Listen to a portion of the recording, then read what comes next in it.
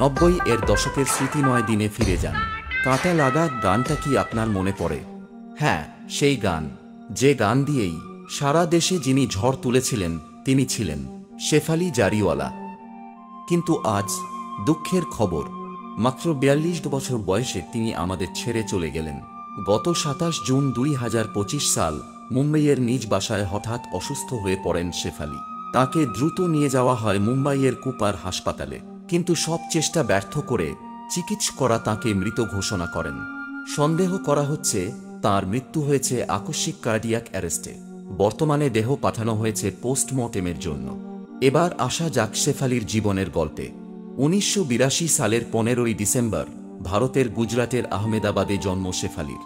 ছোটবেলা থেকেই পড়াশোনায় ভালো ছিলেন, পাশাপাশি ছিল মডেলিং ও অভিনয়ের প্রতি তার অনেক আগ্রহ। তিনি গুজরাটের বিখ্যাত জামনাবাই নার্সি স্কুল থেকে স্কুল জীবন শেষ করেন।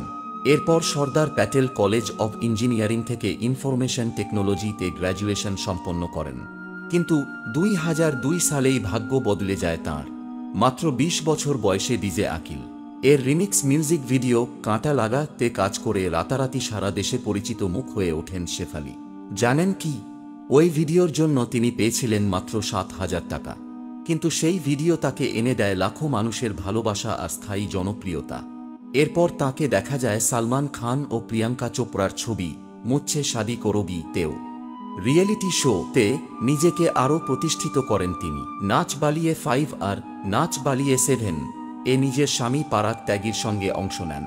2019 সালে বিগ বস 13 এ প্রবেশ করে আবারও আলোচনায় আসেন। ব্যক্তিগত জীবনেও নানা উত্থান পতন। 2004 সালে তিনি বিয়ে করেন মিট ব্রাদার্স ব্যান্ডের হরমিত সিংকে, কিন্তু সে সম্পর্ক বেশিদিন টেকেনি। 2009 সালে তাদের বিচ্ছেদ হয়। পরে 2014 সালে বিয়ে করেন অভিনেতা পারাগ ত্যাগীকে। বিয়ের পর তিনি বারবার বলেছেন এই সম্পর্কই তার জীবন বদলে দিয়েছে।